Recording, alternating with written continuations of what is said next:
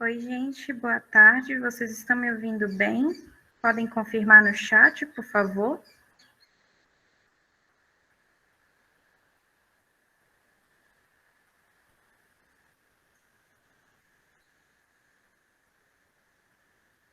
E estão conseguindo me ver também direitinho?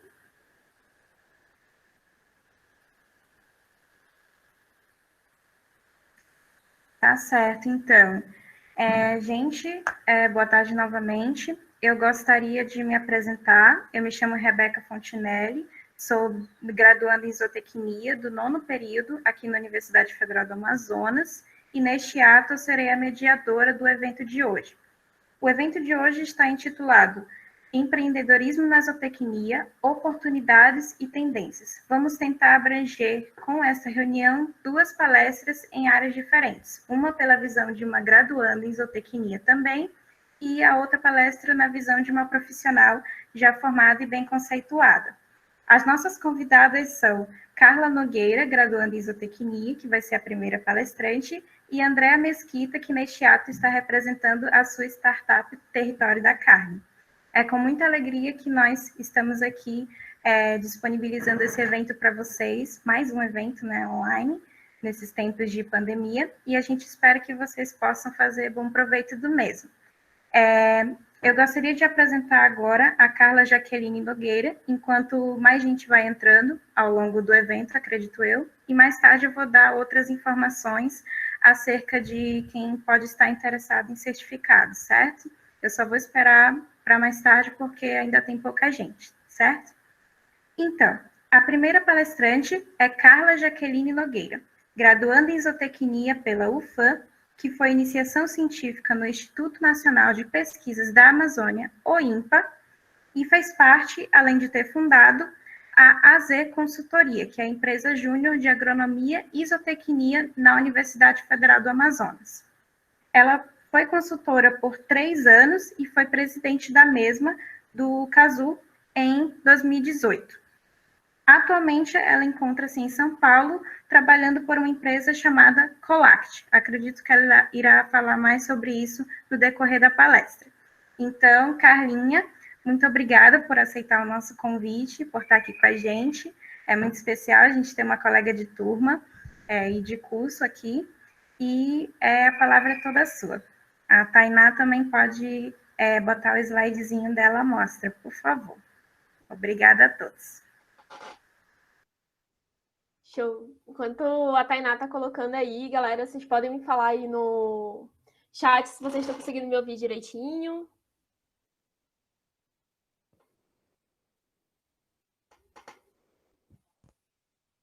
Show. Boa. Beleza, galera? Então, como a Rebeca já falou, eu sou a Carla, mas podem me chamar de Carlinha, acho que todo mundo me conhece assim. Vou aqui falar um pouquinho o que eu aprendi no meu período de empresa júnior. Acho que é uma vivência muito bacana que vocês podem ter aí na universidade. Certeza, assim, que o movimento Empresa Júnior foi uma coisa que me influenciou muito como pessoa, como profissional. E aí eu quis trazer alguns aprendizados que eu tive lá para vocês, para ver, quem sabe vocês tentam... Boa tarde, Paulo. Quem sabe vocês tentam entrar na empresa júnior para ver como é que é a vivência, ter umas experiências bem bacanas. Espero que consiga, pelo menos, atiçar um pouco a vontade de vocês de conhecer. E aí, pode passar, Tainá. Então, primeiro, o que é uma EJ, né? Acho que quando a gente fala de empresa júnior, a gente tem uma ideia, que é uma empresa, como o próprio nome já diz, mas o que é uma empresa júnior? Por que o pessoal quis ter isso? O que ela é, assim, numa ideia mais... um conceito mais básico do que é. A empresa júnior é uma associação sem fins lucrativos e com fins educacionais, formada exclusivamente por alunos de ensino superior ou técnico, regulamentada no Brasil através de uma lei, que eu não vou falar, porque é um nome, mas é um número muito grande, mas a gente é regido por uma lei. Então, basicamente, a empresa júnior é uma empresa, tipo, temos CNPJ, documentação, somos registrados, tudo certinho, onde você trabalha na empresa júnior, infelizmente você não é remunerado, mas todos os projetos são pagos, tem contrapartida financeira e você pode prestar consultoria ou então algumas atividades alguns serviços dentro do que você aprende da universidade. Então, você consegue ter essa experiência, se inserir no mercado, antes mesmo de você se formar, e você consegue até conhecer em que mercado a gente se encontra hoje no nosso estado e etc. Pode passar. E aí, eu ouvi isso uma vez, que, tipo, a Empresa Júnior, ela é a maior escola de empreendedorismo do mundo. Acho que tem Empresa Júnior em todos os cursos, basicamente. Tem Empresa Júnior desde agronomia, isotecnia, até fisioterapia, engenharia de produção e etc. Mas o principal ensinamento da Empresa Júnior não é só o que a gente vê no nosso curso, mas pôr em prática essas coisas, mas também a gente se conhecer como profissional e começar a se inserir no mercado, que a gente sabe que, principalmente nos dias de hoje, é cada vez mais concorrido, você precisa ter habilidades que você, se ficar só numa sala de aula, você não consegue ter. E aí a Empresa Júnior vem aí para tentar sanar esse problema que a gente tinha. Pode passar. Isso aí, é só uma introdução, é por isso que eu trouxe aqui para vocês 5 lições que só quem viveu sabe, quem participou de Empresa Júnior sabe lidar. Isso não era para estar aí, mas tudo bem, passa de novo, Tainá. E aí, tipo, vindo muito mais com uma lente de quem fundou a EJ, muita gente me pergunta por que eu quis ter uma empresa júnior, por que eu quis fundar uma empresa júnior. Apesar de eu não levar essa empresa hoje para o meu dia a dia, é uma coisa que eu fundei para a universidade. Era muito porque o que me fez passar dias no cartório, indo atrás de CNPJ, resolvendo burocracia, tentando vender projeto, o que me fez querer buscar essas coisas. E aí, pode passar, Tainá. Foi experiência, gente. Quando a gente está na faculdade, a gente tem PIBIC, a gente tem a área da pesquisa, a gente tem a área de extensão. E aí eu ainda sentia a falta de ter outros tipos de vivência, de viver o mercado muito mais a fundo, porque quando a gente está no laboratório, nada contra o laboratório, eu gosto bastante.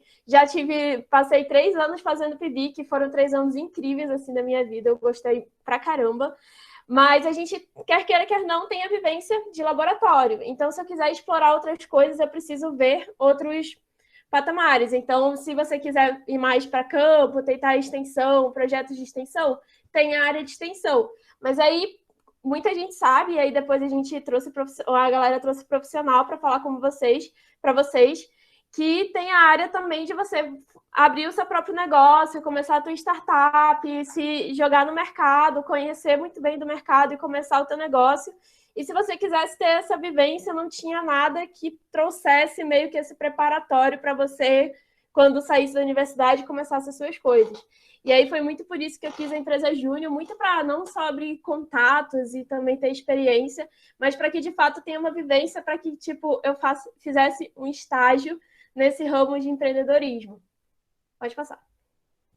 E foi assim que nasceu a AZ, que é a empresa júnior de agronomia e isotecnia, que hoje é tocada pelos meninos, pelo Samuel, Vitor, Anselmo, galera de agronomia se conhece melhor. E aí hoje os meninos estão tocando a empresa júnior, eles já têm 3 anos, então já tem aí um tempinho no mercado, já tivemos umas histórias bacanas que eu vou trazer, inclusive, aqui na palestra. Pode passar. E aí, eu trouxe 5 lições, não quero que seja um negócio muito extenso, a ideia é que aqui seja meio que um aquecimento para o que vocês vão ver depois mais a fundo de profissionais que estão na área já. Mas a primeira lição que eu aprendi na empresa Júnior é muito autoconhecimento.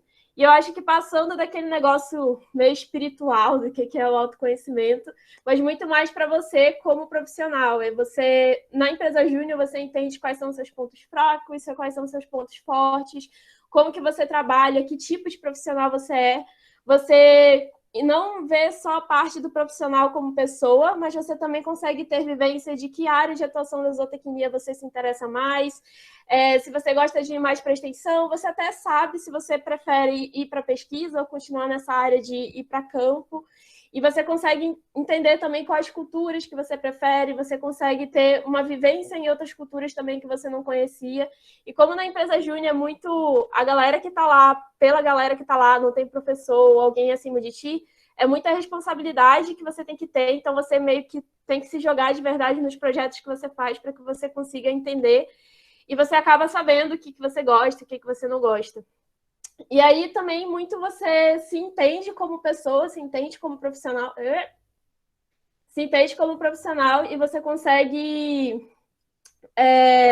ver como que você interage em equipe. Acho que quando a gente faz trabalho, projeto na faculdade, a gente já sabe mais ou menos como que a gente pode trabalhar numa equipe, mas quando você está trabalhando numa empresa, com áreas, com responsabilidades e com um cara que está te pagando, te pressionando para aquilo, você consegue ver mais aflorado como que você é para interagir em equipe. Pode passar. Pode passar. Aí. Não, calma. Pequenos delays. Aí, boa. Segundo, conhecer a realidade do nosso mercado. Essa fotinha bonitinha da menina com os cabelos ao vento, mexendo no feno. Galera, isso não é real, assim, quando você...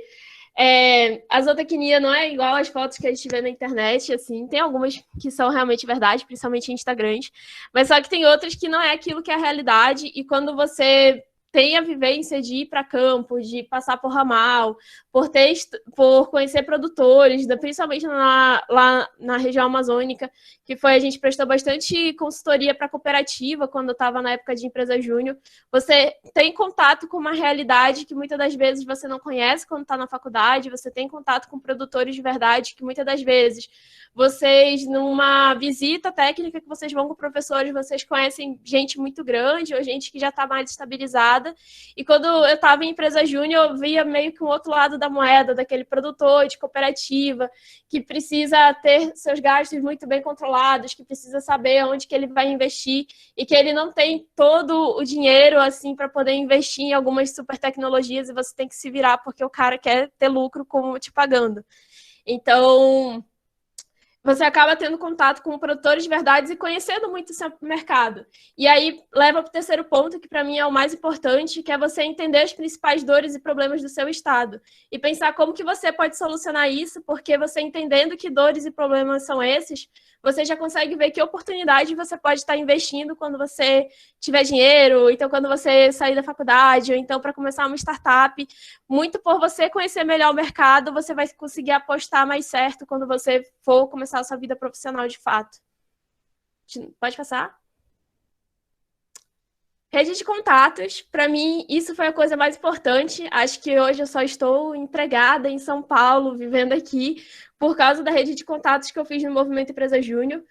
Quanto mais projeto você faz dentro de uma empresa júnior, mais gente você conhece gente, não só produtor rural, mas conhece gente de órgão, conhece profissionais, conhece diretores de cooperativas, diretores importantes, de organizações importantes, e isso acaba te abrindo mais portas, porque você sempre estabelece contato com essas pessoas, então essas pessoas já ouviram falar de você, não é uma pessoa aleatória que está indo pedir um estágio, um emprego, se candidatando, ou até mesmo se você vai se candidatar para uma vaga numa empresa desse cara, ele vai saber quem você é, porque ele já te viu trabalhando sobre.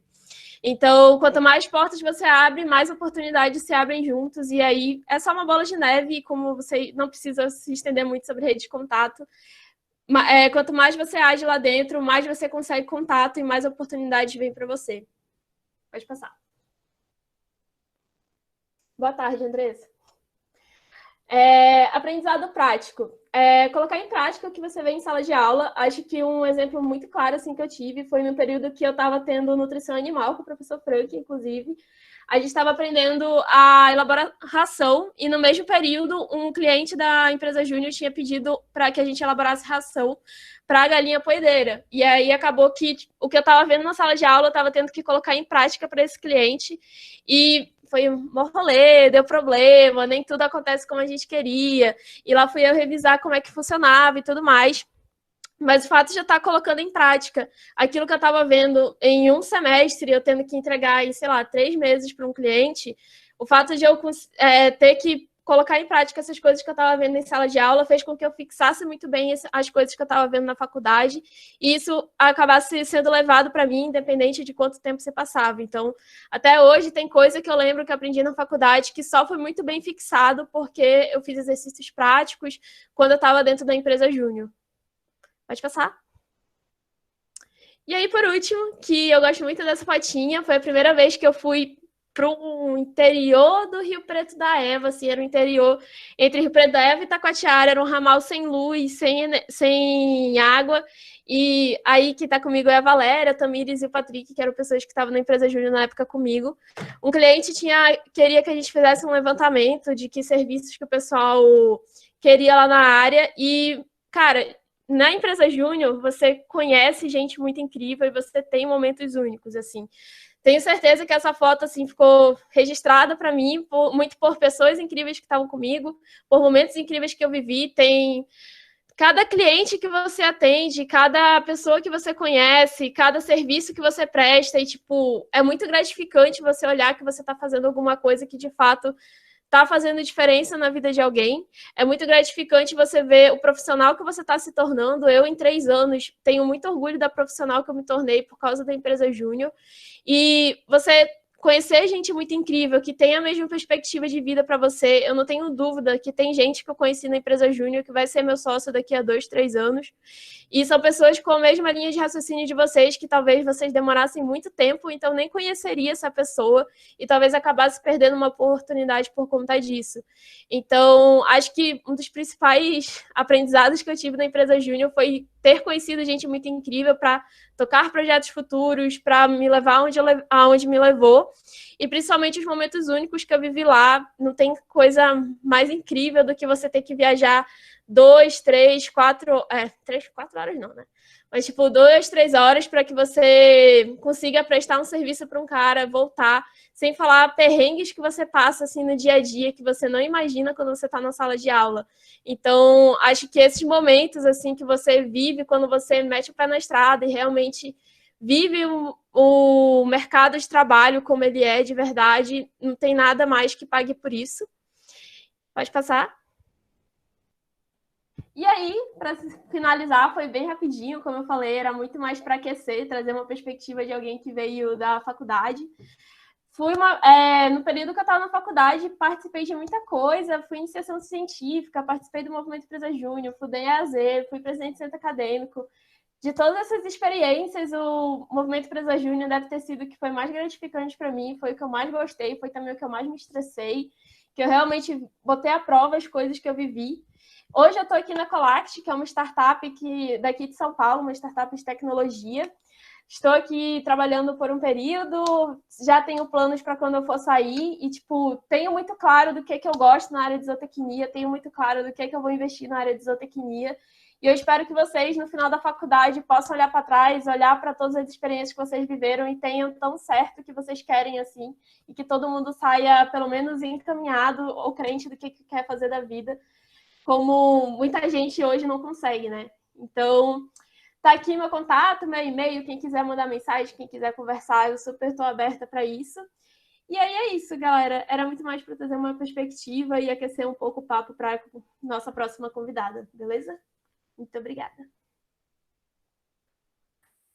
Muito obrigada, Carlinha, pela apresentação. Somos sempre muito boa. Eu sempre aprendo muito com ela, gente. Eu espero que vocês também possam ter aprendido bastante. E é o seguinte, nós vamos ter a segunda palestra agora, da profissional zootecnista Andréa Mesquita, e também, ao final, vamos ter a sessão de perguntas. Então, quaisquer perguntas que vocês possam vir a ter, tanto para a Carla quanto para a Andréa, vocês mandem no chat que tem aqui do lado, tá bom? Que aí eu vou ficar encarregada de ler essas perguntas ao final. E quanto à questão de certificado, como foi dito no nosso Instagram e em outras redes sociais, como estava também no formulário de inscrição, é o seguinte: pode ter acontecido de alguém estar aqui na reunião, mas não ter se inscrito pelo formulário. Então, eu peço que essas pessoas que não se inscreveram pelo formulário nos enviem uma mensagem de e-mail. Eu vou deixar o e-mail da Atlética aqui no chat também, e vocês podem enviar uma mensagem para a gente lá solicitando, se vocês tiverem interesse, tá bom? Agora, eu gostaria de convidar a segunda palestrante da nossa reunião, Andréa Mesquita, que é zootecnista, graduada pela Universidade Estadual Paulista, Unesp, apaixonada por animais e fascinada pelo universo da carne. É fundadora da startup Território da Carne, cuja missão é democratizar o conhecimento para um consumo de carne mais consciente e eficiente. Foi eleita entre os 20 zootecnistas de maior destaque do país pelo Beef Point em 2018 e entre os 5 zootecnistas mais influentes do mercado em 2019 pela Associação Brasileira de Zootecnistas, a ABZ. Muito obrigada, Andréia, por ter aceito o nosso convite. Estamos muito gratos por tê-la aqui e a palavra é toda sua. Muito obrigada. Boa tarde, Rebeca. Boa tarde, pessoal. Carlinha, parabéns pela sua fala. Obrigada pelo convite. Muito feliz de estar aqui com vocês. É sempre um prazer falar, né, sobre a gente. É um prazer falar sobre o que a gente faz. É um prazer a gente conseguir compartilhar os tropeços, né? Não só os sucessos, que é o que a gente acaba vendo. A Carlinha falou muito bem o que... Deveria ser Carlinha Furacão, viu, Carlinha? Você falou numa velocidade que me chamam de metralhadora, mas metralhadora é você. Eu não sei se vocês estão conseguindo me ver. Minha câmera está aberta para vocês. Coloca um ok aí no bate-papo. Bacana. Show de bola. Gente, é o seguinte, então, minha missão aqui com vocês é trazer um pouquinho de como foi minha caminhada e quais são esses desafios do varejo de carnes. Então, eu vou compartilhar minha tela, vocês me dão um feedback aqui se vocês estão vendo, porque pelo meu celular eu não consigo ver a minha tela. Vamos lá.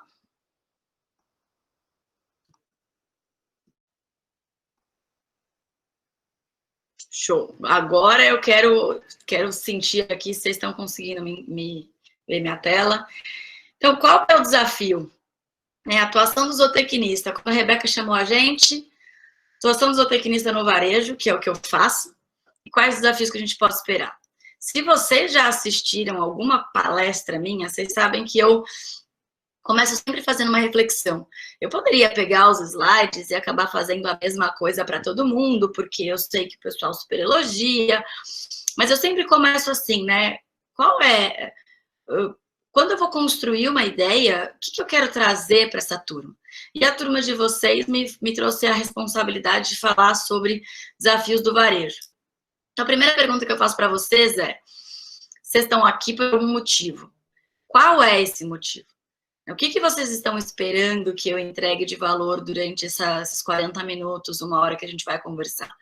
Eu gosto de fazer essa pergunta logo no começo, porque é muito fácil no final da palestra a gente acabar se encantando com tudo que foi dito, elogiar, fazer print, marcar no Instagram, tirar foto e pronto. E o que a gente conseguiu absorver para as nossas vidas? A gente tá com um hábito muito ruim, e eu me incluo nisso às vezes, de admirar muito a história do outro e de repente, e a minha história? O que eu vou conseguir usar para aplicar na minha vida? Então eu quero que vocês coloquem aí num cantinho do caderno o que eu vim fazer aqui. O que vocês estão fazendo aqui? O que vocês esperam absorver da fala da Rebeca, da Rebeca não, perdão, da fala da Carlinha, da minha fala, tá certo? E aí eu começo dizendo para vocês que eu sei por que eu tô aqui. Porque a minha missão, enquanto fundadora e à frente do TC, é democratizar o conhecimento para um consumo de carne mais consciente e eficiente. E parte da democratização do conhecimento é o que eu estou fazendo aqui com vocês hoje. É estabelecer um cronograma de palestras, estabelecer uma priorização de quem que eu vou falar, quais são os convites que a gente vai conseguir aceitar, quais que a gente não vai conseguir aceitar no momento. Então, eu estou aqui porque faz parte da minha missão. E vocês estão aqui por quê? Faz parte da missão de vocês, do que vocês querem atingir? Senão, eu já logo convido a que vocês falem, putz, acho que não é o que eu quero, tem coisa melhor para fazer das 5 às 6, das 5h30 às 6h30, eu vou lá e vou fazer. E, gente, faz parte o dizer não. Um dos grandes desafios que nós temos enquanto profissionais ou futuros profissionais, não sei se vocês já ouviram falar, é uma sigla que chama-se FOMO, que é Fear of Missing Out. A gente está o tempo inteiro com medo de perder alguma coisa. E aí a gente participa de tudo, faz tudo, está em todo lugar, e ao mesmo tempo nada a gente absorve e usa para nossa vida. Então entendam que eu estou aqui porque faz parte do meu propósito, e eu gostaria muito que vocês estivessem aqui como parte do propósito de vocês. Não por mim, e sim por vocês, tá bem? E aí, quando me convidaram, a organização do evento me convidou para falar de desafio no varejo, a gente resolveu dividir aqui em duas partes. Eu nunca faço uma palestra idêntica à outra. Então, hoje eu fiquei assim, nossa, gente, o que eu vou trazer de novo para eles? Então, eu dividi em duas partes a nossa fala. Os desafios do zootecnista e os desafios do varejo. São dois desafios diferentes. Vamos dividir, então, a primeira parte. Desafio do zootecnista. Desafio 1. Ter uma visão holística. Como que é ter uma visão holística? Gente, eu trabalho no varejo de carnes. Mas se eu olhar para esta foto, eu vejo o varejo de carnes. Independente se eu trabalho com o capim. Se eu vejo essa foto, eu vejo o varejo de carnes. Independente se eu trabalho com genética. Se eu olho para essa foto, eu vejo varejo, independente se eu sou revendedor de brinco ou trabalho com rastreabilidade. Essa aqui, se eu estou numa fábrica de ração, que alimenta a cadeia da carne, eu vejo varejo. Essa, eu sou um responsável por fechar a silagem ou fazer a cobertura. Eu também vejo varejo. Eu vendo cerca. O pessoal da Belgo, uma grande empresa que é revendedora de arames, ele é responsável pelo varejo de carnes. Porque se a gente não tem cerca, a gente não consegue fazer um pastejo rotacionado, não é verdade? Melhorando a eficiência do ganho de peso dos nossos animais. Se eu sou um vendedor técnico de sal mineral, ou de algum suplemento mineral, como esse que eu tirei numa fábrica da Troll Nutrition, eu também vejo varejo de carnes.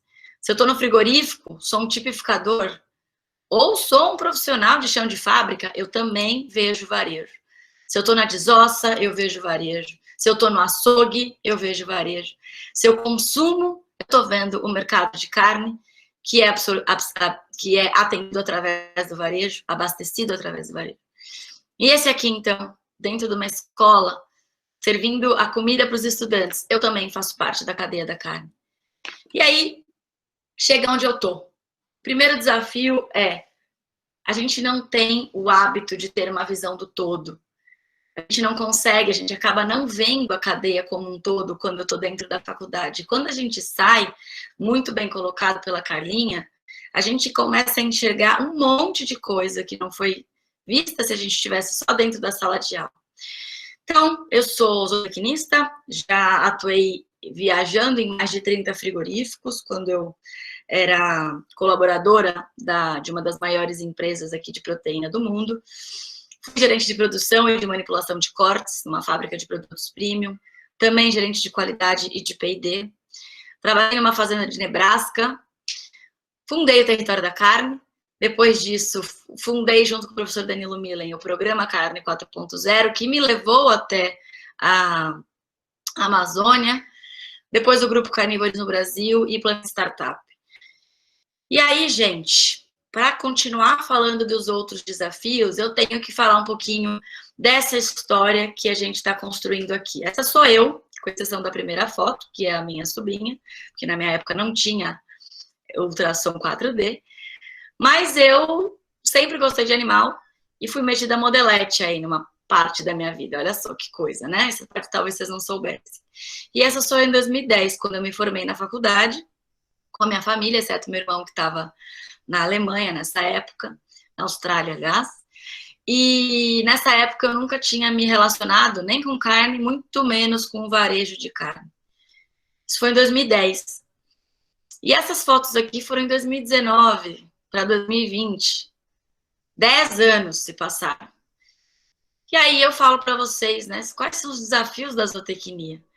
Aí eu pergunto, o que aconteceu nesses 10 anos para eu chegar onde eu estou hoje, que é muito aquém ainda da onde eu sei que eu posso chegar, mas que me fizeram entender esses outros desafios que eu vou vocês. E o desafio 2 que eu trago é ter foco. Mas como, André, você é da faculdade em 2010, você nunca tinha mexido com boi, que foco é esse?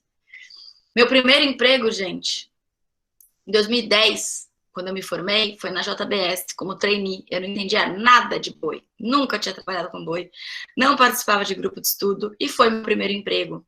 Eu me cadastrei na vaga, e aí entendi que poderia ser uma oportunidade de aprendizado.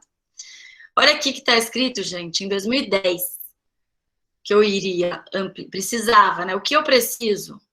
Ampliar os meus conhecimentos na área do mercado da carne. Como? Estudando. Quando? Sempre. Quem pode me auxiliar? Todos os envolvidos, direto ou indiretamente no ramo. Então, eu coloquei um foco, eu defini uma trajetória naquele dia. E assim é o segundo desafio que eu digo para vocês. Quantos de vocês que criam um objetivo, definem um objetivo, e aí rapidamente estou olhando ali pela janela, estou vendo aqui a minha água, estou olhando no WhatsApp e o foco simplesmente se perde. Eu tive, muitas vezes perdi, mas sempre soube onde eu queria chegar, porque eu entendi a dor do segmento. E quando a gente entende a dor, e entende que a gente pode contribuir, é muito mais fácil ter foco. É quando a gente não sabe onde ajudar, a gente rapidinho se perde ali naquele nosso objetivo. Então, ter foco, para mim, fez parte de passar por várias etapas da cadeia. Tanto aqui, quanto fora do Brasil. Mesmo quando eu estava atuando com suínos fora do Brasil, preciso espirrar, só um instante. Passou o espirro. Eu sabia que meu foco era o território da carne. Nessa época dessas fotos, eu já tinha sido especialista, várias promoções e efetivações dentro dessa multinacional, já tinha sido gerente de qualidade, gerente de produção, de pesquisa e desenvolvimento, mas o meu foco em empreender e resolver o problema da população brasileira no mercado da carne era tanto que eu falei, eu preciso conhecer mais sobre outras coisas antes de dar esse grande passo. E fui para os Estados Unidos aprender outras coisas que eu senti que eram importantes para a construção da minha empresa. E assim a gente foi passando por diversas experiências, sempre com foco na solução dos problemas.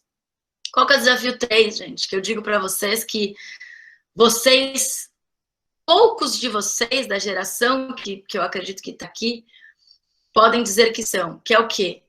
Ser um tomador de riscos. Mas o que é isso, Andréia? Que desafio é esse de tomar riscos? Gente, assim, ó, não existe magia, não tem receita. A gente está construindo cada dia, a gente tem a possibilidade de construir algo novo. Então, o terceiro desafio que eu tive que enfrentar foi tomar riscos. Como que foi isso?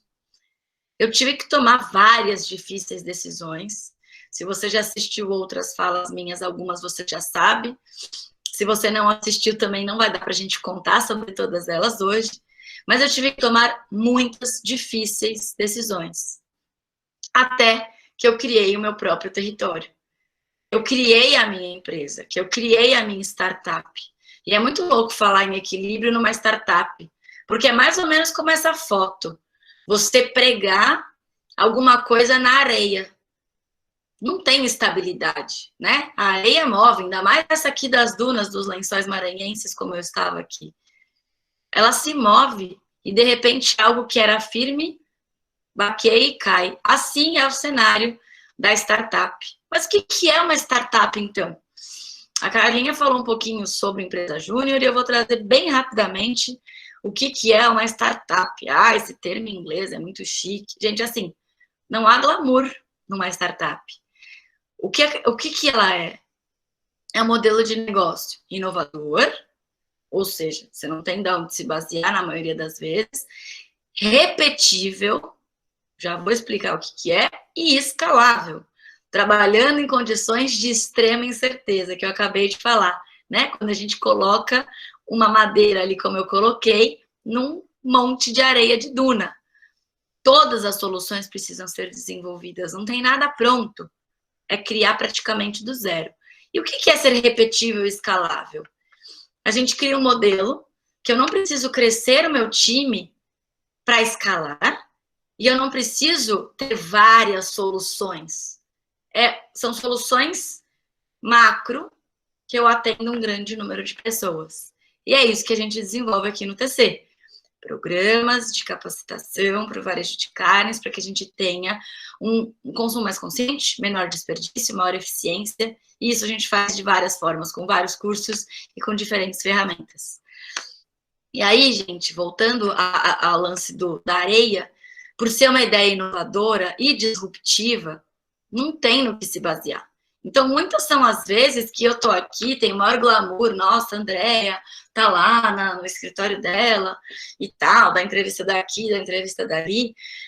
E às vezes eu quero sentar e chorar porque eu não tenho de onde olhar uma referência. Nunca ninguém fez.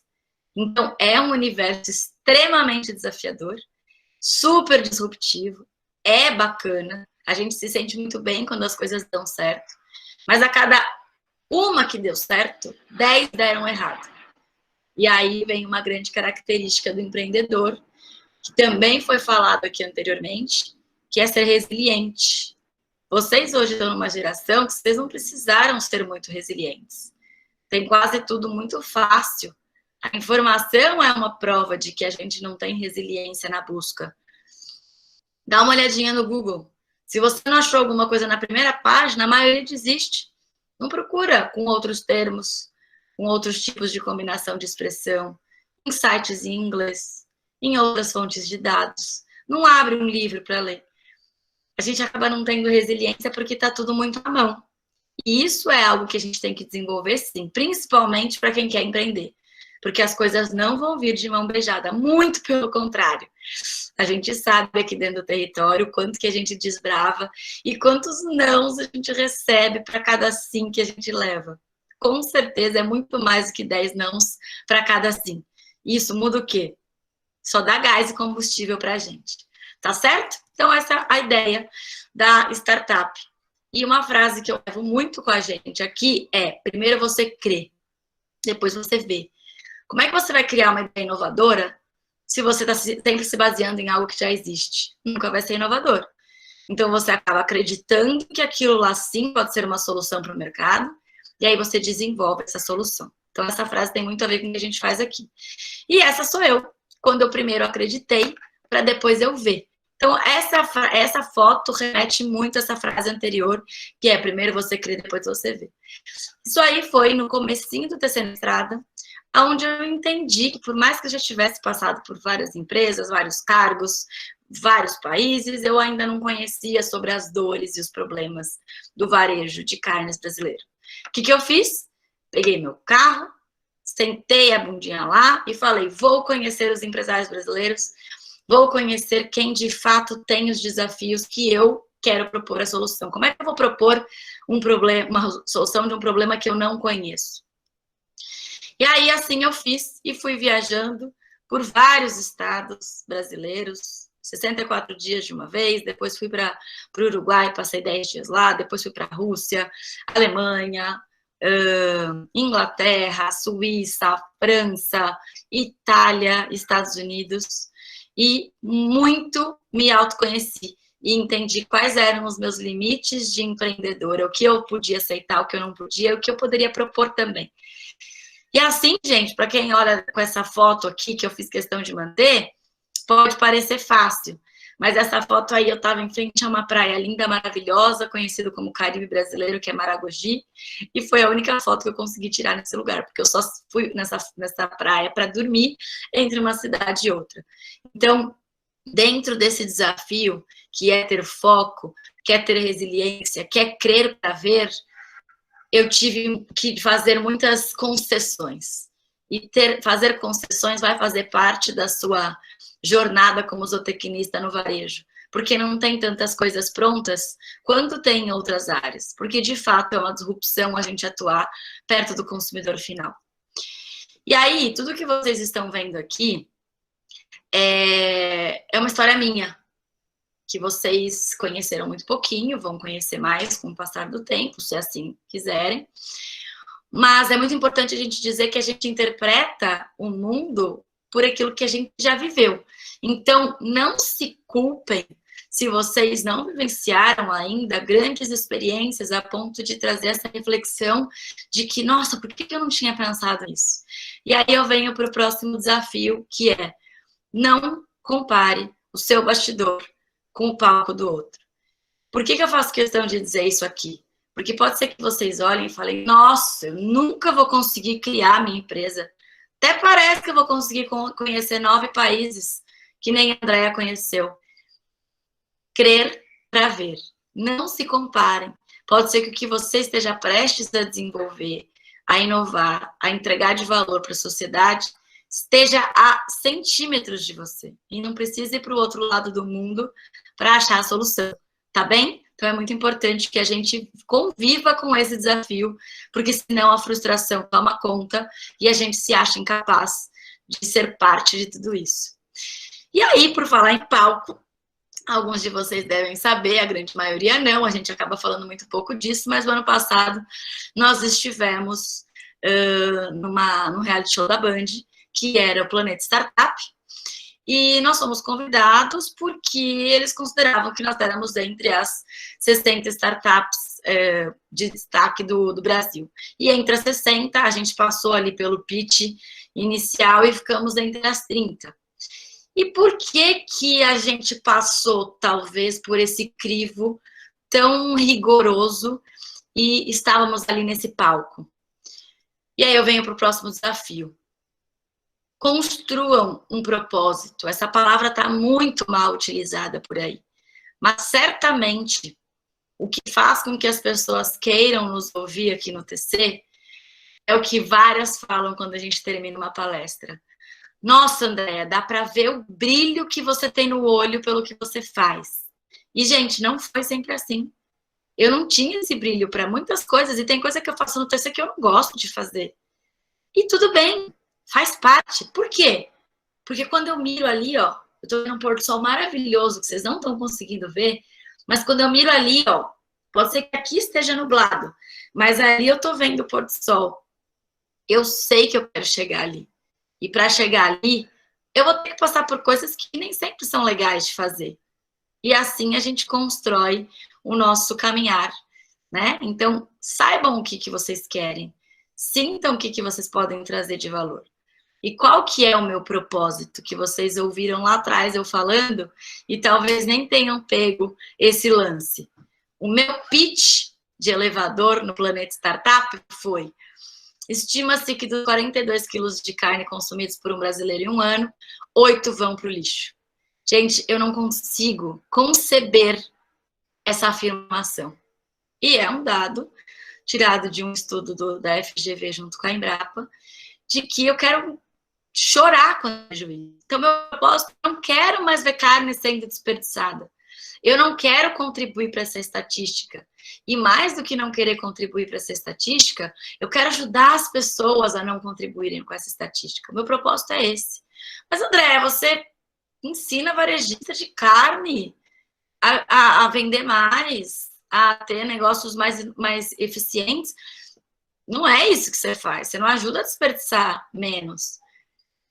Gente, vou mostrar para vocês que sim.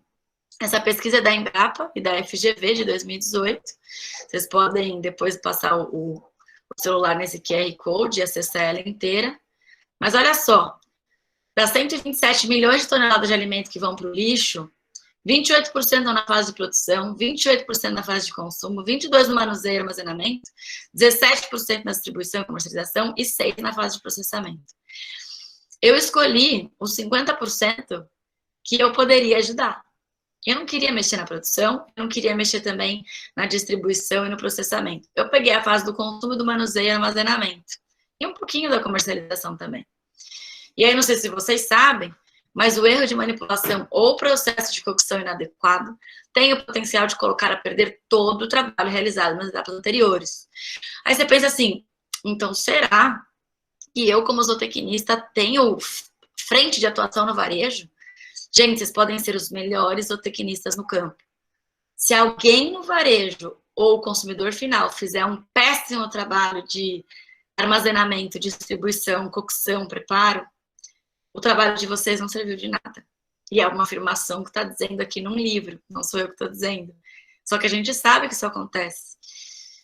Então, eu comecei a entender que se eu não trabalhasse com essas perdas, não era só comida que estava indo para o lixo. Era recursos humanos, ambientais, econômicos, todos os insumos que eu mostrei lá atrás, o brinco do animal, a ração, a água, o processamento no frigorífico, a embalagem, a etiqueta cromo, a caixa de papelão, a cada 8 quilos desses que vão para o lixo, tudo isso ia para o lixo também, né? Eu falei, não quero ajudar, quero fazer essa contribuição, quero fazer a minha parte. Falar desses 5 desafios, então, do zootecnista, coloca aí para mim nos comentários se fez algum sentido esses desafios, que é a primeira vez que eu trago essa visão aqui numa palestra e fiz questão de ser com vocês. Eu passo para os desafios do varejo, que são muitos, gente. Eu poderia fazer uma semana só de desafio do varejo. Então, eu vou falar por cima para vocês me dizerem se faz algum sentido, se vocês se enxergam trabalhando em alguma dessas áreas, em algum dos desafios que eu vou colocar. Eu primeiro, para entender esses desafios que eu vou trazer, eu fiz um mega estudo de mercado, né? Então, eu fui para todos os países que eu falei para vocês anteriormente e eu coloquei uma lista de tudo que me falaram, quais eram os mais recorrentes, tá? E dos mais recorrentes, apareceram margem apertada, que é a pergunta, né? O que eu faço para o meu negócio prosperar? Faturamento limitado, diferenciação, concorrência desleal, fornecimento, manipulação, marketing, gestão, mão de obra, público-alvo, agregação de valor, referência de mercado, falta de experiência no setor. Desses todos eles o zootecnista pode atuar. Todos eles o zootecnista pode atuar.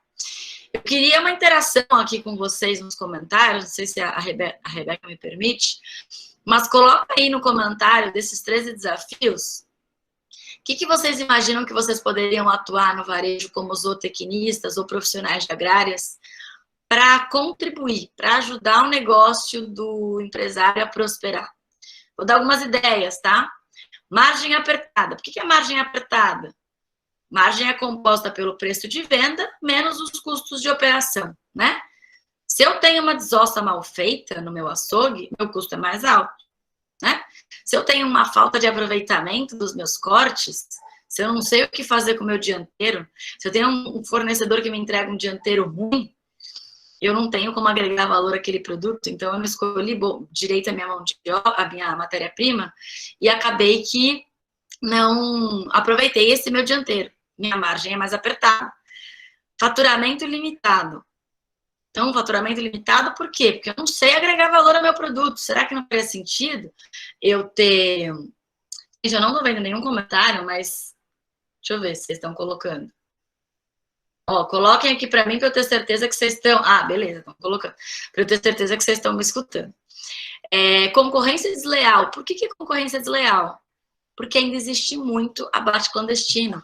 Vocês, enquanto zootecnistas ou profissionais de agrárias, podem contribuir com o varejista para que ele não seja conivente com a compra de produtos sem nota, para que ele não faça esse tipo de aquisição, porque certamente esse produto vai comprometer os varejistas que são legítimos, que são corretos. Então, vocês têm o potencial de fazer isso. A mesma coisa eu poderia falar com manipulação. Se eu tiver uma contaminação cruzada dentro do açougue que me faça descartar uma carne ou que me traga uma doença alimentar para o consumidor final, eu tenho perdas no meu negócio. E não são só perdas econômicas. Eu posso ter danos morais, eu posso ter um problema com a saúde do meu consumidor, eu posso ter um problema de imagem da carne, as pessoas pararem de comer por conta de um escândalo de contaminação que aconteceu. E assim eu poderia falar de todos eles. Então, gente, são muitos os desafios. E para cada desafio desse, a gente poderia abrir várias outras áreas. E todas essas áreas são nichos que vocês podem atuar. Tá certo? Para a gente falar dos desafios, eu tenho que mostrar para vocês os pilares do negócio. Pode ser que vocês tenham isso em mente, pode ser que não. Quais são os pilares de qualquer negócio? A gente tem uma engrenagem rodando. E eu coloquei nessa engrenagem 3 engrenagens que, se não rodam juntas, se uma para, as outras param também. Eu tenho que ter gestão, que é organização, cronograma, execução e ações corretivas, é rotina. E isso, como zootecnista, você tem que saber, como administrador, como empresário, como colaborador, você tem que ter conhecimento de gestão. Trabalho em equipe. Poxa, não adianta você ser... Eu gostei do que a Carlinha falou, de que provavelmente ela vai ter pessoas, futuros sócios que ela conheceu ali na empresa júnior. Você tem que saber trabalhar em equipe, saber identificar também com quem que você quer trabalhar. E tem que existir a comunicação entre fornecedor, varejo, consumidor. E muitas das vezes vocês vão ser esses elos entre as partes. Tem que existir o trabalho em equipe. E, por fim, e às vezes é o que a gente acha que é o mais importante, e geralmente é o que a universidade mais nos ensina, que é o conhecimento técnico. Né? A gente sai da faculdade com um ávido ali para falar o que a gente sabe, e quando a gente vê, é uma parcela desse tamanho. É importante, com certeza é importante, mas é desse tamanho. Ela sozinha não roda tudo. E também o todo não roda sem ela. Que é entender as especificações da carne, a qualidade, o que faz uma carne ter qualidade ou não, entender a matéria-prima e conhecer de manipulação de cortes. Eu estou falando o retrato de um negócio de varejo, assim a gente poderia dizer de vários outros, tá bem? Então, como que a gente aumenta o resultado do negócio? Falando especificamente do varejo de carnes. Bom, a gente pode fazer isso de 3 formas. Atraindo mais cliente, aumentando a recorrência de compra, ou seja, fazer o mesmo cliente comprar mais vezes com a gente, e ajustando a margem. Nos 3, o zootecnista tem frente de atuação. Como é que você atrai mais cliente? Diversas são as formas, mas geralmente é a forma mais cara de você aumentar o resultado do seu negócio. Porque, não sei se vocês conhecem essa sigla, que é o CAC, custo de aquisição de cliente. Quanto mais cliente eu tenho que atrair, mais caro é, porque eu tenho que investir em marketing, eu tenho que investir em distribuição de conteúdo, eu tenho que investir na minha publicidade de uma forma geral, porque marketing e publicidade são coisas diferentes, e eu faço com que cada cliente que venha e eu atenda ele mal, por exemplo, eu tive um custo de aquisição e eu não consegui mantê-lo, retê-lo. E aí eu venho para o segundo ponto, que é aumentar a recorrência de compra. Como é que eu aumento a recorrência de compra? Gente, quem de vocês que comprou um produto muito bom, numa relação custo-benefício fantástica, e não quis comprar de novo naquela marca? Então, geralmente, quando a gente tem alguma insatisfação, seja no atendimento, na qualidade, no pós-venda, eu não volto. Eu vou comprar no concorrente. Quando eu tenho o contrário, eu acabo indo de novo. Então, o zootecnista, ele pode sim contribuir demais para a gente aumentar a recorrência de compra. Aumentando a satisfação, a gente aumenta a quantidade de vezes que o cliente compra com a gente. Com isso, a gente aumenta o resultado da nossa operação. E ajustar a margem, já falei um pouquinho para vocês como é que o zootecnista pode fazer isso, conhecendo os custos da operação. Geralmente, vocês falam, a gente enxerga o zootecnista muito na área da produção. Entre o varejo e a produção, então, como é que a gente consegue fazer esse vínculo? Quais são os desafios, né, disso? Fato, carne boa não fica no prato, né? Se eu não quero contribuir para o desperdício, eu posso sim ajudar o varejo produzindo uma carne de melhor qualidade, fazendo um sistema de pastejo rotacionado, cuidando da saúde do solo, aumentando ou melhorando a suplementação nutricional, que vai melhorar a conversão desse animal, fazer um trabalho de melhoramento genético, de cria, recria e engorda, de manejo sanitário e tantos outros que a gente pode fazer na produção que estão diretamente relacionados com a qualidade de carne. Consistência traz recorrência. Outro problema muito grande do varejo, gente. Tenho muitos alunos varejistas que reclamam isso. Consigo uma carne boa numa semana, outra semana essa carne já não está mais tão boa. Então, o que é a consistência? É eu conseguir encaixar um tipo de produção lá na fazenda que, independente da sazonalidade, da seca, das chuvas, época de águas, aquele atoleiro na minha fazenda, eu consigo manter a minha produção estável. Óbvio que eu vou ter que suplementar em certas épocas do ano, outras épocas não será necessário, mas eu consigo entender os desafios da minha produção e, com isso, eu equilibro a minha régua, subo ou desço, para que o varejista não tenha essa diferença de consistência na qualidade do produto. E previsibilidade traz melhores negociações. O que é isso, Andréia? Poxa, pensa que o varejista precisa comprar toda semana 10 carcaças, 10 traseiros, 10 dianteiros. Se eu tenho uma semana com 6, outra semana com 16, não serve para ele. Ele vai deixar de atender numa semana, na outra semana ele vai sobrar carne.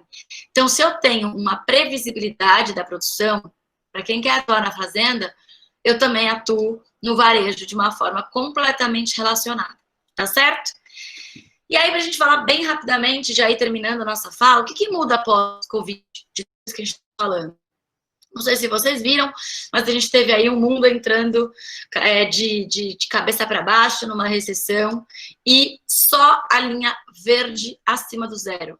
Por coincidência ou não, a linha verde é a linha que a gente trabalha, que é a linha da alimentação.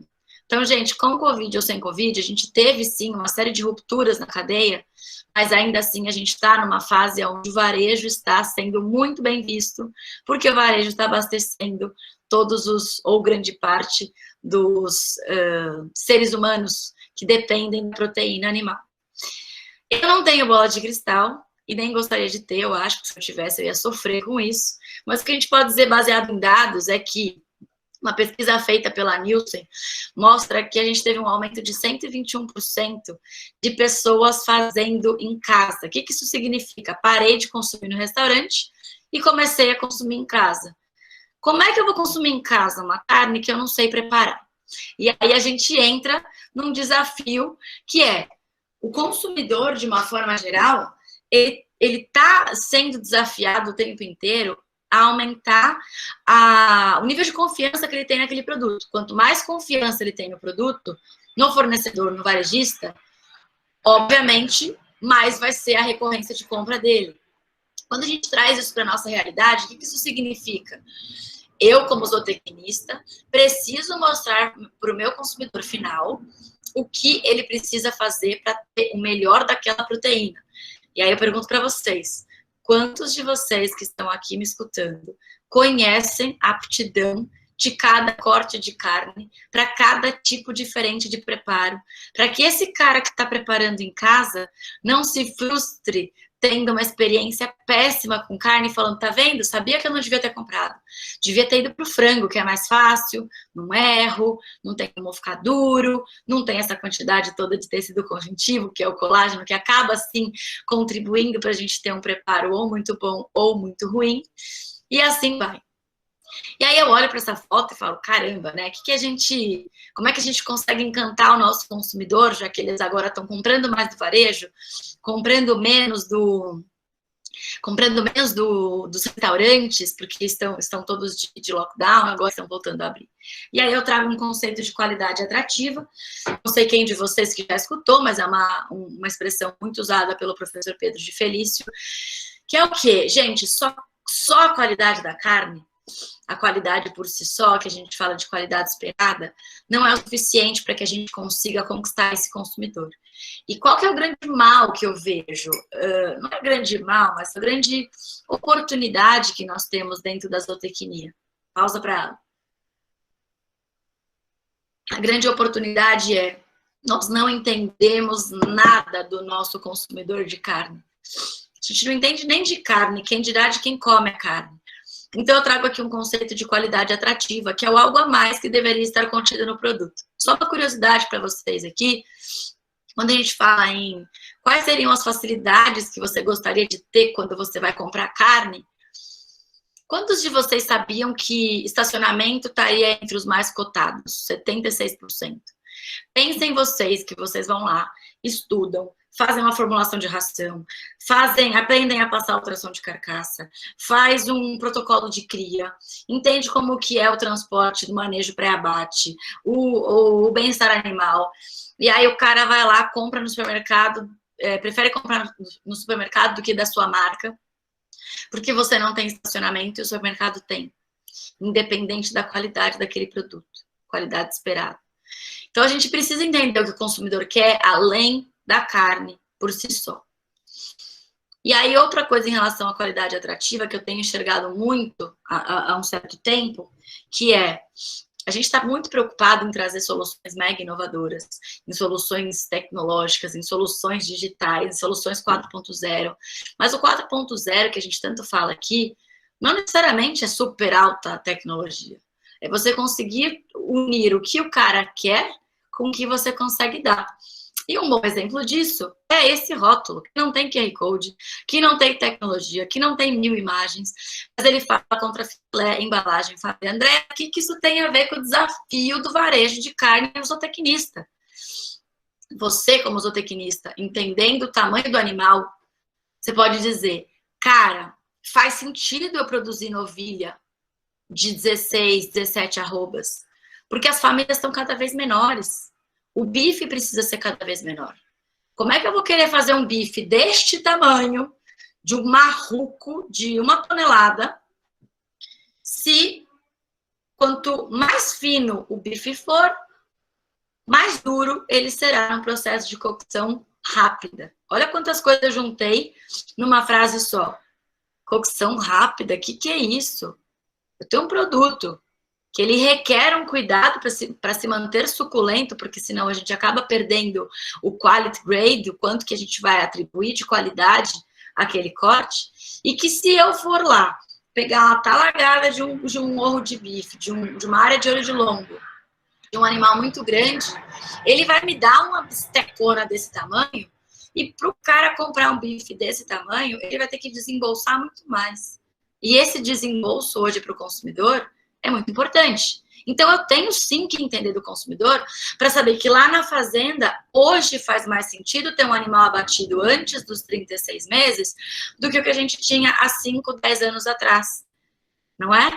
Então, através do conhecimento do consumidor. Então, um dos grandes desafios do varejo é entender quem é esse consumidor que eu vou atender fazendo boi. Pra vocês terem uma noção, o McDonald's dos Estados Unidos, entendendo do consumidor, mudou a forma de comercializar os hambúrgueres do McDonald's.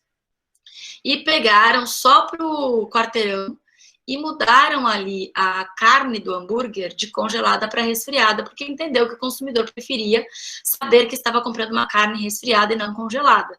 Mudaram todo o procedimento logístico, que isso muda toda a cadeia, o supply chain deles, muda a logística, muda o armazenamento, muda o tipo de câmara, muda a frequência de manipulação, muda tudo. Muda o tempo de preparo, tudo muda.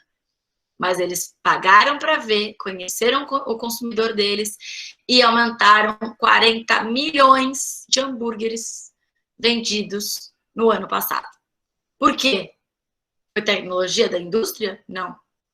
Foi informação vinda do nosso principal consultor, o consultor mais barato que a gente tem, que é o nosso cliente. E ele fala, a gente que não escuta sobre ele. Outra coisa, a gente mudar um tipo de embalagem. A gente entender o que causa mais impulso de compra ou não. O que faz com que o cara entenda que é um produto mais ou menos cuidado, mais ou menos nobre. A gente utilizar a identidade visual. Poxa, uma carne moída. Por que as pessoas compram carne moída? Porque é fácil de preparar. Não requer um super conhecimento. Então, você coloca isso no rótulo. Mas o tecnista tem que entender de rótulo. Se quiser vender carne melhor, sim. E ouçam que eu não falei vender mais carne. Porque o que eu quero também não é vender mais carne, é vender melhor a carne. E aí a gente vai poder ter embalagens mais porcionadas, ter porções individuais. Eu tenho menos perda na minha casa, porque se eu não faço grandes quantidades, eu também tenho menos possibilidade desse alimento para o lixo. E assim eu estou contribuindo para a gente ter um consumo mais consciente. Quando eu venho para o método de cocção, toda vez que eu falo sobre isso nas nossas palestras, nas nossas aulas, as pessoas ficam meio que, mas método de cocção? Não é chefe que tem que entender sobre isso? Se a gente não entende do método de cocção, a gente acha que carne é carne. E nós, como zootecnistas, sabemos ou deveríamos saber que tem corte com fibra longa, corte com fibra curta, corte com mais fibra branca, com mais fibra vermelha, com mais tecido conectivo, com menos tecido conectivo, que precisa de mais tempo para a solubilização do colágeno, que precisa de menos tempo. E isso tem totalmente a ver com o resultado que o consumidor final vai ter. No fundo, o que a gente tem que arrancar é o uau pós-preparo. Se não tirarmos esse uau pós-preparo, não adianta tirar uma foto da carcaça do boi lá no frigorífico. Tirar uma foto do curral pré-abate. Olha que boi maravilhoso, olha a gordura em volta do rabo. Se não tiver o uau na hora do consumo, essa gordura não serviu de nada, a não ser de custar mais caro na hora da terminação. Concordam comigo? E aí eu trago esse vídeo aqui para vocês, que foi feito lá na Nova York por mim, que é uma costela que, teoricamente, a gente considera como uma carne de menor valor agregado, e realmente lá nesse restaurante ela era menos da metade do segundo corte, do próximo corte em relação a preço, ela custava $130, o próximo corte custava o dobro. Mas com a tecnologia adequada, feita por 8 horas no forno combinado, ela bate de 1000 a 0 no sabor, na suculência, na maciez. Tá certo? Por quê? Slow cook, exatamente o que ele falou. Eu conheço o produto e eu sei o que eu vou fazer para ele me dar a maior performance. Tá certo? É a mesma coisa que a gente, para quem entende de cavalo, e atua com cavalo, a gente pegar um marchador e querer que ele seja um cavalo bom de velocidade. Pegue um cavalo árabe e coloque para uma aptidão que ele não foi desenvolvido para tal. Vamos trazer para o lado do pet. Mesma coisa eu querer ir na polícia e trabalhar com um pincher para o ataque. O pincher ele pode até atacar, mas ele não vai derrubar ninguém, né? Ou eu querer, de repente, o pug, que é um dos cachorros que tem maior... não vou falar que ele é o mais burro, porque quem tem pug vai ficar triste. Mas é o cachorro que na lista dos pets em relação à inteligência, ele está lá embaixo. Então é o menos inteligente, digamos assim. E aí eu pego esse cachorro para farejar, sendo que nem nariz direito ele tem, coitado, porque não respira, braquicefálico.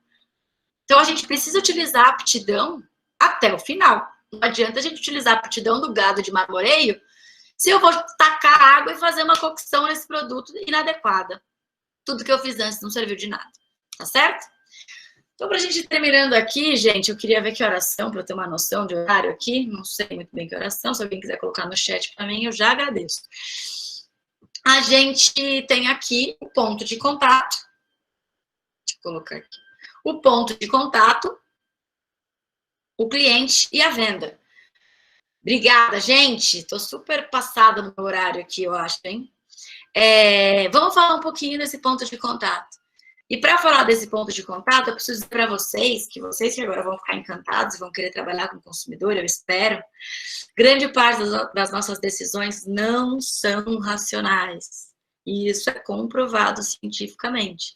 Se elas não são racionais e são emocionais, eu preciso trabalhar com a emoção do impulso de compra. E aí, eu venho para falar da importância da estética do açougue. Andréa do céu, zootecnista trabalhando com estética do açougue. Gente, vamos pensar o seguinte. Uma estética inadequada do açougue faz a pessoa, o consumidor, comprar mais ou menos. Melhor ou pior? Mais certo ou menos certo? De um açougue bom, de um açougue ruim. Então, é óbvio que se eu tenho um propósito de ter um consumo mais consciente, eu preciso trabalhar, sim, a forma como esse produto vai ser apresentado para o meu consumidor final.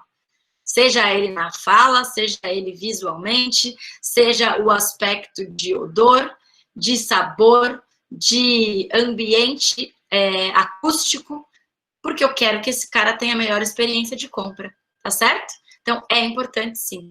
E aí, você vai falar, nossa, mas a gente está numa era que as pessoas não erram mais. Ainda mais aqui nas grandes capitais. Eu vou trazer para vocês um pouquinho dos jogos dos 7 erros. Quantas coisas que você, enquanto zootecnista que entende de carne ou vai entender de carne, não poderiam melhorar para que essa apresentação de produto fosse mais positiva para o consumidor? Né? Quanto que a gente não poderia melhorar aqui? Eu coloquei 7 erros aqui. E depois vocês vão trabalhar um pouquinho neles para entender quais são.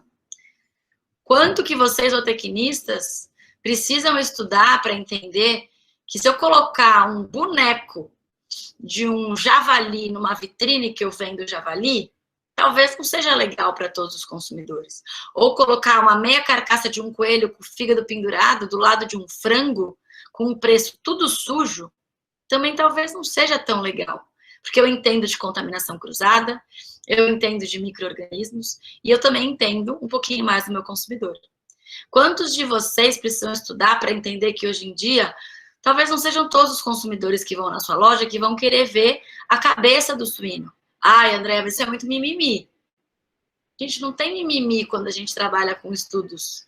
Quando a gente conhece o consumidor e entende que pode ser que a esposa esteja com o marido e ela não queira ver a cabeça do porco. Ou vice-versa, às vezes é o marido que não quer ver A gente vive numa sociedade hoje que está muito mais urbana. Antigamente nós éramos mais rurais. Então a gente tem que crescer com a sociedade e se transformar com ela. Tá bem? Outra coisa é a apresentação de produto cru junto com produto preparado. Será que é o ideal? Será que eu não estou deseducando o meu consumidor? Aí eu coloco aqui, né, uma comparação de uma exposição onde eu tenho foco e outra exposição que eu tenho tudo menos foco, voltando mais uma vez à questão do foco. Aí eu coloco, será que a gente não consegue vender melhor trazendo um conceito que a gente já usa em outros segmentos que não da carne? E aí, obviamente, vocês vão se perguntar, né? Mas tá, legal, gostei, adorei, como é que eu me preparo? Prestem atenção no que está acontecendo, certo? Entendam o que está acontecendo. Está acontecendo muita coisa, sobretudo agora na pandemia, de uma forma super acelerada. Prestem atenção. E atenção significa foco, estar pleno aquilo. Quantos de vocês, durante minha fala aqui, nesses 40, 45 minutos, perderam o foco? Foram fazer outra coisa. Eu já estava vendo uma live super legal, já me ligaram para um problema, eu já entrei num call rapidinho, já fui falar com... Perdi o foco do que eu estava fazendo. Entende? Então, não é que a gente vai negligenciar problema, sobretudo quando você tem uma empresa sob sua gestão, mas ter foco naquilo que a gente está olhando. Porque ali tem uma disrupção que a gente vai pegar e falar, isso aqui eu posso contribuir. Tá? Então, dá uma olhada. Produção, consumo, educação, meio acadêmico, renda, profissão, ambiente de trabalho, tudo isso está nos dizendo um pouquinho do que está por vir. Tá certo?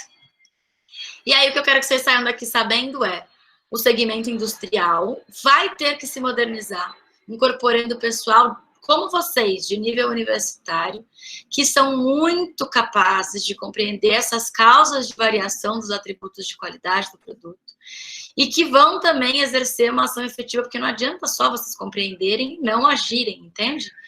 E aí, por fim, o conjunto, a comercialização, junto com o que vocês fazem na produção, a gente precisa detectar essas tendências de preferência do consumidor. Né? Então, o que o consumidor quer? Do que ele quer, eu consigo transmitir isso para a produção? Lembrando que, assim, o que o consumidor quer hoje, tomou-se a decisão no campo há 3 anos atrás. Né? E o que eu estou fazendo hoje no campo é para o consumidor daqui a 3 anos. Porque esse é mais ou menos os nossos produção pecuária, desde a concepção do bezerro até o consumo em casa. Tá bem, gente? E aí, para isso, a gente vai falar um spoiler aqui muito legal. Quem não baixou ainda, baixa o aplicativo. Depois eu falo mais sobre isso, que é uma forma de vocês aprenderem, entenderem um pouquinho melhor. Várias trilhas de conhecimento. E uma coisa que eu queria dizer para vocês é, geralmente as pessoas veem isso aí, ó. E principalmente veem o que elas querem ver. Mas o que elas não veem é tudo que a gente caiu para trás. Então, seja com startup, seja com empresa júnior, seja fazendo estágio, seja sendo CLT, funcionário público, não importa. As pessoas tendem a não mostrar os tombos, e sim só os louros. E eu tentei mostrar um pouquinho do que foi essa trajetória desses 10 anos. Saibam que é muito mais não do que sim, é muito mais tombo do que pódio, pode ter certeza, mas a resiliência tem que estar em primeiro lugar. E quando a gente sabe aonde a gente quer chegar, não tem tempo ruim. A gente trabalha, a gente cansa, a gente senta, a gente chora, a gente enxuga a lágrima. E não se comparem. Vocês são únicos. Vocês nasceram únicos. E tem espaço para todo mundo, tá? Vão para o varejo. Contem com o TC. Se eu puder, de alguma forma, fazer com que essa ponte seja mais fácil, fazer com que vocês tropecem em outros locais, em outras pedrinhas que não as que eu tropecei, assim eu vou fazer. Contem comigo. E eu pergunto se vocês estão prontos para começar. Aqui estão os meus contatos. Leiam esse QR Code se quiserem. Meu e-mail, Território da Carne. Mandem as perguntas e eu tenho aqui mais uns minutinhos para ficar com vocês, porque daqui a pouco a gente tem uma mesa redonda do Wagyu que eu vou ter o prazer de mediar. Rebeca, muito obrigada. Vou interromper minha tela aqui e a gente já pode ir para as perguntas. Muito obrigada, Andréia. Estão todo mundo me ouvindo direitinho? Tá. Então, eu gostaria de declarar aberta a sessão de perguntas, que eu vou ficar responsável por ler. Eu vi que algumas pessoas já mandaram aqui, mas como já tinha sido solicitado para mim uma pergunta, eu vou direcionar a pergunta primeiramente para a Andréia, que está referente ao novo método de ensino que a startup Território da Carne está desenvolvendo. Você pode falar um pouco mais sobre isso para nós, por favor? Rebeca, eu falei bem rapidinho ali no final, o que a gente percebeu? Vocês são uma geração, nós adultos, vocês já são adultos, né? Nós somos uma geração que perdemos o foco muito rapidamente. E a gente estudou muito sobre como fazer com que esse foco permanecesse na cadeia de educação da carne, no mercado da carne, né? E aí, o que nós fizemos foi um método de ensino rápido, ensino que chama microlearning, que é o aplicativo que eu citei muito rapidamente ali, onde vocês têm a oportunidade de entender um pouco mais sobre cada área dentro da cadeia da carne. Então, o que a gente tem percebido? Vocês vão entrar no mercado agora, ou já estão no mercado, as pessoas têm uma carência de informação fácil. Não adianta você vir aqui com um artigo científico para explicar por que a carne fica escura quando ela está embalada a vácuo. Você tem que explicar isso de uma forma rápida. E a gente entendeu que a gente precisava explicar para vocês de uma forma rápida, para que vocês explicassem para o próximo de uma forma rápida também. Então, lá no app do TC, vocês podem baixar gratuitamente, chama Território da Carne. Vocês vão fazer toda a trilha ali de conhecimento, e se vocês enxergarem como aquilo é importante, ser importante para a caminhada, vocês partem para a assinatura premium do aplicativo, que tem acesso a várias outras coisas. Quem quiser mais informação, a gente conversa sobre, mas a gente tem que entender que não adianta eu entrar para o mercado despreparado para a nova forma de educação. Quantos de vocês na pandemia estão assistindo aula online e já não aguentam mais escutar as pessoas falando online? Porque chega uma hora que fica monótono, você está na frente do computador, com a luz na cara, os olhos cansam. Então, pratiquem, joguem, compitam, e a gente vai tendo ali o ranking. Quero ver quem de vocês que vai conseguir ganhar de mim. Já teve uma pessoa que ganhou de mim, que está na minha frente, que é o Estevão. Jogou tanto que ele falou, já decorei as perguntas e as respostas e entendi coisas que eu nunca tinha entendido. Então, esse é nosso objetivo, e o que vocês precisarem, a gente está à disposição. Muito obrigada. A próxima pergunta é uma pergunta minha para Carla Nogueira. Carla, você pode ligar a sua câmera e seu microfone, por favor? Posso. Então, em relação à questão da empresa Júnior, eu gostaria que você me falasse, assim, qual foi o principal desafio?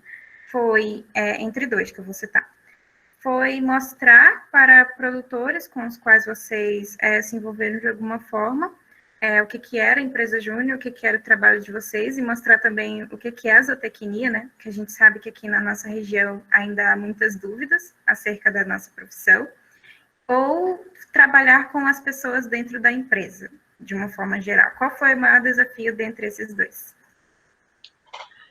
Cara, eu acho que o maior desafio foi muito o cliente entender qual que era a importância de ter um suporte técnico com ele. Tipo, a gente entrava em contato principalmente com clientes que tinham uma renda baixa, ou então que estava no período de subnutrição, ou então de subexistência, ou que estava em cooperativa, que nunca teve um suporte técnico, ou então que teve suporte técnico de órgãos governamentais que visitavam uma vez ao ano, uma vez por semestre. Então, eles não tinham aquele acompanhamento, não sabia da importância de estar pagando por um serviço e ter um retorno. Então, acho que até foi mais difícil do que montar a empresa em si, meio que educar o cliente para que ele veja a importância de se ter um suporte técnico, sabe? Mas aí, depois que isso aconteceu, que o cliente, tipo, fez o primeiro serviço e que ele via realmente que aquele dinheiro que ele estava dando não estava dando, ele estava investindo no suporte técnico, foi meio que um efeito cascata. Então, eu comecei esse trabalho em 2018 e, tipo, ano passado, em 2019, os meninos que já estavam tocando mais a empresa Júnior mais à frente, eles conseguiram projetos muito mais fáceis, eles tinham uma abertura muito mais grande com os clientes. Então, eu acho que é meio só tirar aquela trava de que o cara que nunca teve um suporte técnico, para que ele tivesse um suporte realmente de qualidade, que ele visse que aquilo dali era um trabalho de qualidade, que tem importância de ter alguém acompanhando, e depois que ele tirasse essa trava, ele conseguiria realmente ter resultado, e aí ele levava em consideração a gente, realmente via o valor do serviço. Muito obrigada. A próxima pergunta é de uma aluna da UFRA, Belém, Universidade Federal Rural da Amazônia, que é a Marla Dantas, que já nos acompanha há algum tempo e está sempre por aqui. Muito obrigada, Marla. A pergunta dela, na verdade, são 3, são direcionadas para a palestrante Andréa. Então, primeira pergunta. Qual foi o seu maior desafio durante o fim da graduação? O maior desafio no fim da graduação? Eu acho que é o de todo mundo. Eu não sabia, eu não queria sair da graduação desempregada e eu não sabia o que eu queria fazer. Então, assim, eu sabia que eu queria trabalhar com suínos, porque eu fiz estágio com suínos a minha faculdade inteira, amo suínos, sou apaixonada, mas estava desesperada porque nenhum lugar que eu fiz estágio tinha vaga de contratação. Assim, não estava desesperada, mas aquela famosa ansiedade de, meu Deus, de universitária vou passar para desempregada? Não quero, né? E dá aquele medo. Então, o principal desafio foi entender como é que eu queria me no mercado de trabalho e eu nunca vou esquecer de uma conversa que eu tive com um professor do laboratório de nutrição de aves, que nunca gostei, mas eu fui lá falar com ele e falei, professor, quero fazer mestrado no seu departamento. E ele falou, você não vai fazer mestrado no meu departamento. E eu falei, mas como assim? Ganhei prêmio de melhor aluna, não sei o quê. O cara tá dizendo não pra mim. O quê? E ele falou, André, você não tem o menor perfil para mestrado. Você é do mercado, eu jamais faria isso com você. E isso, para mim, fez a diferença, assim, brutal. Porque se ele tivesse me dado uma bolsa de mestrado, possivelmente eu não estaria aqui. Então, eu fui e falei, tá bom, eu vou ver todos os processos de trainee que estão abertos e vou me cadastrar em todos, dane-se se tem a ver comigo ou não. Ele falou que eu sou do mercado, eu vou pro mercado. E aí eu me inscrevi, e um dos que eu me inscrevi foi o da JBS, e fiz o processo todo. Eu lembro que a formatura foi dia, acho que 2 de dezembro, sei lá, e o resultado veio dia 5 de janeiro. Então, eu cheguei a ficar 1 mês formada, desempregada, já tinha feito todo o processo, o trâmite, e aí veio o resultado de que eu tinha sido aprovada e tudo mais. Então, eu acho que dá essa ansiedade mesmo, né, do desafio de, caramba, o que eu faço agora? Mas eu tive lá a cara de pau, eu acho que tem que ter cara de pau, sim, e as pessoas adoram isso. Eu adoro. Eu recebi um currículo essa semana que foi pauta de reunião, porque a menina veio e me mandou uma mensagem no Instagram, que eu falei para as meninas ainda que trabalham no TC, eu falei, se fosse homem, eu ia achar que era um approach para sair comigo. Porque foi mais ou menos assim, pelo amor de Deus, sou apaixonada por você, pelo seu trabalho, quero trabalhar no seu time, me dá uma oportunidade. Algo nessa linha. E eu falei, o quê? E eu só falei, conte-me mais. E ela me gravou um áudio, tipo, não, eu quero, porque eu quero, porque eu quero, porque eu quero, porque eu quero. Então, isso, gente, faz a diferença. Porque é o querer, é o lance de vibro por isso, gosto muito do seu estilo, quero trabalhar com você, acredito no seu propósito, acredito na sua empresa. É o sonho de qualquer empreendedor, de empresário, ter alguém que queira trabalhar na sua empresa. Então, acho que respondendo a sua pergunta e já puxando um pouquinho a orelha, tenham mais atitude para aquilo que vocês acreditam, porque faz toda a diferença. Né, Carlinha? Com certeza faz, né? E você já até respondeu a segunda pergunta dela, que era se você tinha conseguido oportunidade de trabalhar logo após. Então, com essas 2 respondidas, ela tem a terceira pergunta. Teve algum auxílio de algum orientador indicando você em algum momento? Acredito que nessa parte aí do fim. Não. Teve cara de pau. Eu fui na internet, vi. Eu não me lembro detalhes agora, mas óbvio que deve ter tido algum comentário de alguém da turma, tipo, putz, tem processos abertos e vamos fazer, porque eu lembro que eu fui com mais 3 ou 4 pessoas da minha sala para fazer o processo do trainee, então eu não fui sozinha. das pessoas que eu fui junto naquele dia, eu fui a única que passei, e eu era a única que não tinha experiência com bovinos, então, assim, gente, não achem que porque vocês não têm experiência, vocês vão se limitar, porque eu não esqueço essa pergunta que me fizeram na entrevista, que era, por que a gente teria que contratar você e não as pessoas estão lá fora se você não tem experiência com boi? E eu falei, porque eu tenho certeza que eu não sei. E por não ter certeza que eu não, porque ter certeza que eu não sei, eu tenho certeza que eu preciso estudar. Então, essa certeza você saiba de mim. Então, assim, não se limitem, porque eu não sabia o quanto que eu ia amar a área de bovinos, até ir para a área de bovinos. Então, esse lance de chegar na faculdade, eu tenho certeza que eu quero mexer com porco. Obrigada, eu tenho uma tatuagem de porco no dedo, amo. Aí não tive aquele aficionamento burro e cego de que, não, mas, poxa, eu fiz a faculdade inteira, mestrado, doutorado e não sei o que com abelha, eu vou trabalhar com boi? Cara, se é o boi que tá ali te chamando, vai pro boi, entende? E vice-versa. Enfim, acho que eu respondi um pouquinho, né? Respondeu sim. Na verdade, isso é uma coisa que até eu mesma estou passando, que eu estou basicamente no fim da graduação. Nossa, eu já mudei de área pelo menos 3 vezes durante a graduação, só que, por enquanto, só iniciação científica, né? E vou mudar agora no estágio. Então, eu entendo completamente como é e sinto que as coisas vão acontecendo naturalmente e o que está me chamando é para onde eu estou tentando ir. Muito obrigada. E a Marla também fez mais uma pergunta, que é sobre o processo de cocção que você chegou a mencionar na sua palestra, Andréia. Ela queria que você explicasse só um pouquinho mais acerca. Do que é o processo? Isso, processo de cocção. Desculpa o barulho que está passando um caminhão aqui.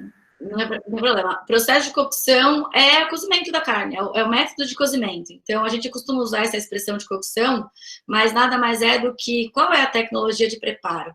A tecnologia vai ser colocando num defumador, uma cocção lenta com temperatura baixa, vai ser jogando na brasa com uma temperatura mais alta, mais seca, não tem contato nenhum com água, e cada tipo de corte tem uma composição distinta, e essa composição distinta entre tecido conectivo, entre o tamanho das fibras, por exemplo, o filé mignon, que é um corte de fibra longa, é um corte mais macio.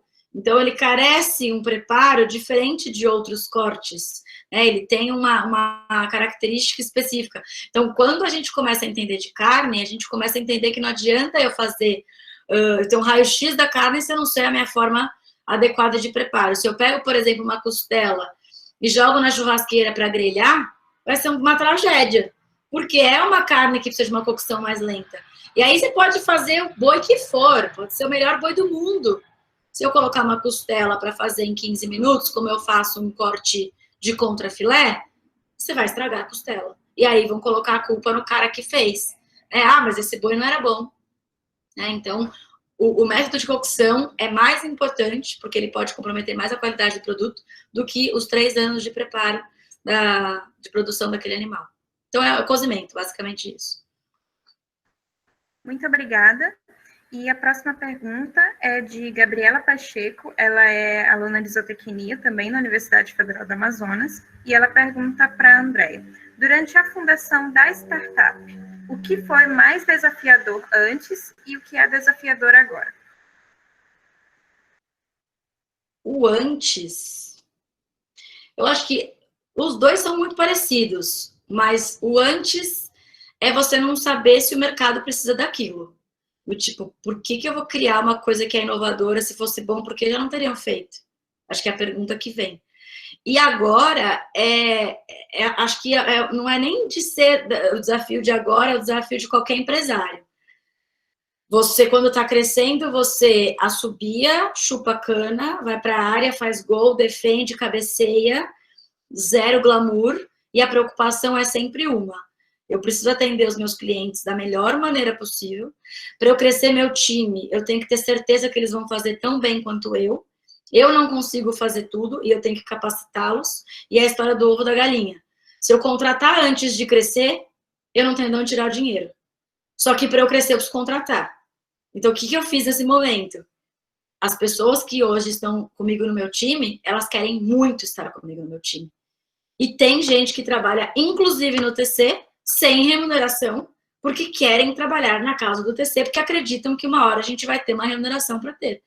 Então, é muito trabalho para você conseguir ter alguém trabalhando com você, simplesmente porque acreditam no seu propósito, em que é. Senão, o desafio sempre é: eu preciso, todos os dias, acordo pensando qual é o nosso próximo passo, mas qual é a minha prioridade de hoje. Então, o equilíbrio entre o que eu estou fazendo e o que eu vou fazer. E isso é para qualquer empresário, não só para startup. Com certeza. Muito obrigada. E agora temos uma pergunta para a Carla, a respeito da AZ Consultoria. Eu acredito que a pergunta veio da Valéria Rodrigues, que é da Atlética Laço de Ouro. Estou participando do processo trainee da AZ e eu queria saber qual foi a motivação para sair do sofá, juntar uma galera e formar uma empresa. Essa foi a pergunta. Cara, foi o que eu falei antes, tipo, foi muito experiência. Eu já tinha feito meu primeiro ano de PIBIC, já tinha ajudado amigas minhas com PIBEX, então fui um pouquinho de extensão. Mas aí, sabe quando você sente falta de alguma coisa? Eu sempre pensei na minha cabeça que, tipo, eu queria me meter no mercado, não sei como. Eu já consegui meu PIBIC na cara de pau, como eu tinha falado antes. E aí eu falei, cara, falta alguma coisa para eu testar se eu tenho realmente a veia de empreendedor, se eu realmente vou querer abrir uma empresa, se eu vou querer passar por essa dor de cabeça no futuro. E não tinha nada sobre isso no mercado ainda. Então, quando eu conheci o pessoal de agronomia, que eles já tinham uma ideia de abrir uma empresa júnior, eu fui muito, tipo, na força de vontade, porque eu queria ter experiência. O que mais me chamou foi muito, tipo, você se meter no mercado e você conhecer o mercado. Eu entrei em zootecnia como muita gente, assim, sem querer zootecnia de primeira, e fui me apaixonando pelo curso no primeiro ano, assim. E eu queria muito vivenciar aquilo, entender a fundo o que era o curso, entender a fundo como é que funcionava o mercado, até para, se eu quisesse realmente abrir uma empresa, quando eu saísse da faculdade, eu já ter passado por vivência, já ter passado por dor de cabeça, já saber mais ou menos como é que funciona o processo e até mesmo conhecendo o mercado, saber aonde que eu vou investir aqui. Eu gosto muito de peixe, por exemplo. Eu sou apaixonada por piscicultura, aquicultura, a Rebeca sabe bem. Mas, tipo, eu sei muito bem que no nosso curso em geral, e principalmente no nosso mercado, piscicultura é uma coisa que dá muito bom, mas tem outras áreas também que pode dar muito bom, que necessita de gente para estar trabalhando, que necessita de gente para estar atuando, inclusive a área de varejo, como a Andrea falou. Então, eu queria muito conhecer para saber onde é que eu vou apostar quando eu sair daqui, sabe? Eu quero muito vivenciar o curso, o mercado, conhecer, para eu conseguir saber para onde que eu vou daqui para frente. Então, acho que a força de vontade foi daí mesmo, foi tipo ter experiência que eu sabia que eu só iria poder ter na empresa júnior, sabe? Muito obrigada, Carla. Muito obrigada, Andreia. E acredito que não tenha mais perguntas. Se alguém tiver, pode mandar aqui no chat. Vou esperar um pouquinho.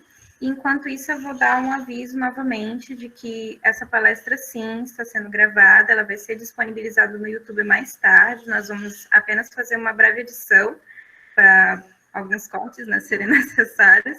Mas a gente vai estar disponibilizando para todo mundo. A gente espera que vocês se inscrevam no nosso canal do YouTube e nos sigam nas outras redes sociais, em especial o Instagram. Gostaríamos de pedir que vocês também acompanhassem o trabalho da Andrea, do Território da Carne, nas redes sociais, da empresa, da Andrea e da Carla também, juntamente com a empresa que ela está trabalhando agora, que é a Colact.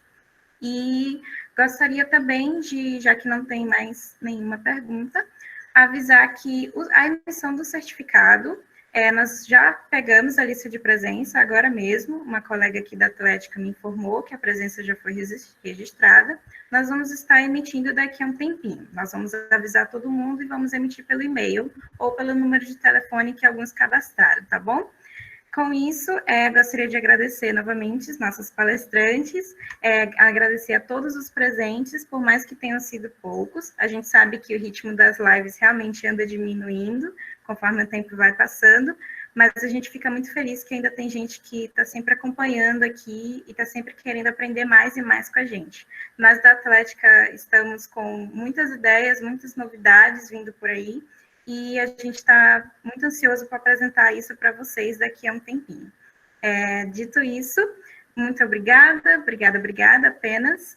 O agro não para, como eu sempre falo, por mais que nós sejamos estudantes, estejamos dentro de nossas casas, nem a gente para, a gente tem que sempre estar estudando, sempre estar pesquisando, dando aquele leve estoquezinho na rede social daquela empresa que a gente está doido para entrar, como a Andrea falou, sempre acompanhando, sempre antenado, e sempre com muito bom humor também, para continuar motivado mesmo em tempos tão difíceis como esse, né, a gente sabe. Então, obrigada a todos, obrigada André, obrigada Nara, da gerência executiva do TC, que me atendeu super bem, obrigada Carla e a Colact também por ter liberado a Carlinha para essa palestra, e eu desejo uma boa noite para todo mundo e um bom resto de semana. Tchauzinho. Obrigada, Rebeca. Tchau, gente. Tchau, gente.